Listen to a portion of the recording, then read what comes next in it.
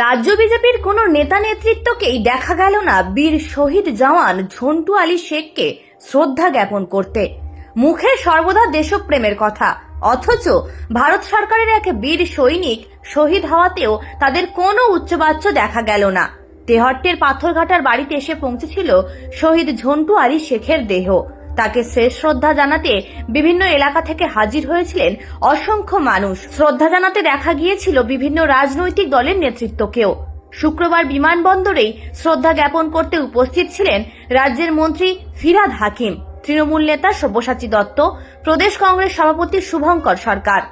পরিবারের পাশে দাঁড়াতে শুক্রবার বিকেলে তেহট্টে যান আইএসএফ বিধায়ক নওশাদ সিদ্দিকী। পরিবারের সাথে দেখা করেছিলেন কংগ্রেসের বর্ষিয়ান নেতা অধীর রঞ্জন চৌধুরী। কেবল দেখা মিলল না রাজ্য বিজেপির কোনো নেতৃত্বের। বাড়ির সামনে একটি ঈদগাহ মাঠে শহীদ বীর জওয়ান ঝন্টু আলী শেখকে শেষ শ্রদ্ধা জানাতে তৈরি করা হয়েছিল অস্থায়ী মঞ্চ। সেখানেই সকলে তাকে ফুল দিয়ে শেষ শ্রদ্ধা জ্ঞাপন করেন। শহীদ ঝন্টু আলী শেখের বাড়িতে তার মরদেহে সিপিআইএম এর পক্ষ থেকে শেষ শ্রদ্ধা জানাতে উপস্থিত ছিলেন শতরূপ ঘোষ ও এস.এম. সাদি। এছাড়া শেষ শ্রদ্ধা জ্ঞাপন করতে দেখা গিয়েছিল তৃণমূল সাংসদ মহুয়া মৈত্রকে।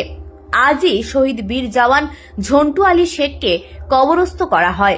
গান স্যালুটের মাধ্যমে শহীদ ঝন্টু আলী শেখকে সম্মান জানানো হয়েছে। বিজেপির সর্বদা একটা সম্প্রদায়কে কেন্দ্র করে যে লাগাতার অপপ্রচার, কার্যত তাকেই চোখে আঙুল দিয়ে আরো একবার ভুল প্রমাণ করে গেলেন এই বীর জওয়ান।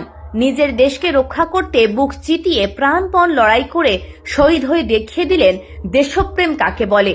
অথচ ধর্মীয় বুলি কবচানো আর দেশপ্রেমের কাব্যগাথা শোনানো রাজ্য বিজেপির উচ্চ নেতৃত্ব তো দূর, কোনো কর্মী সমর্থকেরও এদিন দেখা মিলল না শ্রদ্ধা জ্ঞাপন করতে। আর এ নিয়ে কার্যত ক্ষোভ প্রকাশ করে প্রদেশ কংগ্রেস সভাপতি শুভঙ্কর সরকার পোস্ট করেন, বঙ্গ বিজেপির নেতা নেত্রীরা পাকিস্তানপন্থী, তাই পাকিস্তানি জঙ্গিদের বিরুদ্ধে লড়াইয়ে শহীদ সেনা জওয়ান ঝন্টু আলী শেখকে তারা সম্মান জানালো না।